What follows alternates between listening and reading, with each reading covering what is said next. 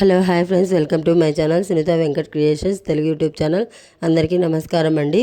ఈరోజు వీడియోలో ఇప్పుడే వచ్చినటువంటి ఒక ఫ్లాష్ ఇన్ఫర్మేషన్ అప్డేట్ గురించి చెప్పడానికి ఈ యొక్క వీడియో అయితే చేయడం అయితే జరుగుతుందండి. సో ఆ ఫ్లాష్ ఇన్ఫర్మేషన్ అప్డేట్ ఏంటంటే, మన యొక్క ఏపీ రాష్ట్ర వ్యాప్తంగా పెన్షన్దారులు ఎవరైతే ఉన్నారో వీరికి జూన్ 2వ తేదీ నుండి పెన్షన్తో పాటుగా మనకు ఏంటంటే ఈ కానుకలు అనేది ఇస్తున్నారండి. అయితే ఈ కానుకలు మీరు తీసుకోవాలంటే తప్పనిసరిగా ఇక్కడికి వెళ్ళి లైన్లో నిలబడి తీసుకోవాల్సిన అయితే ఉంటుందండి.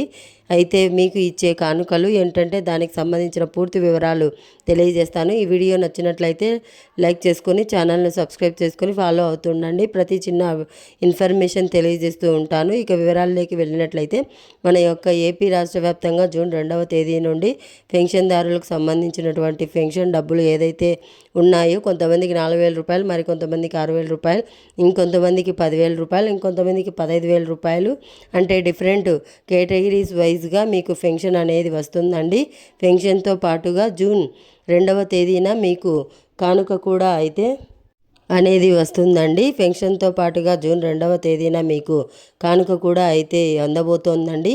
అయితే ఆ కానుక ఏంటంటే మీకు ఇళ్ళకే వచ్చి ఇచ్చేవారు. బట్ ఏంటంటే ఇప్పుడు మీరు వేరే అక్కడికి వెళ్ళి లైన్లో నిలబడి తీసుకోవాల్సి ఉంటుంది. సో ఏపీ రాష్ట్ర ప్రభుత్వం మీకు ఇచ్చేటువంటి ఏదైతే రేషన్ బియ్యం ఉందో ఆ రేషన్ బియ్యంతో పాటుగా మీకు ఏదైతే మీకు కందిపప్పు కానివ్వచ్చు, మళ్ళీ మనకు రాగులు, సో అలాగే చక్కెర ప్యాకెట్, సో ఈ విధంగా అయితే మనకు కొన్ని ఐటమ్స్ అనేవి ఇవ్వడం అయితే జరుగుతుంది. ఈ ఐటమ్స్ అనేది మీరు మీ ఇంటికి తీసుకొని వచ్చి ఇచ్చేవారు. బట్ ఏంటంటే రేషన్ వెహికల్ అనేది మొత్తంగా మనకు క్లోజ్ చేసేసారు.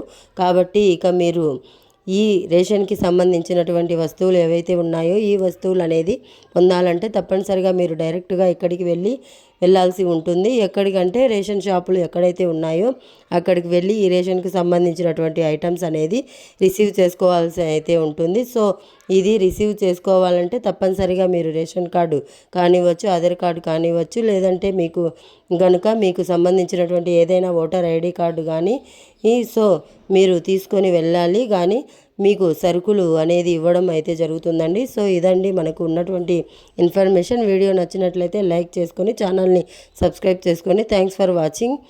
Thank you. Have a nice day.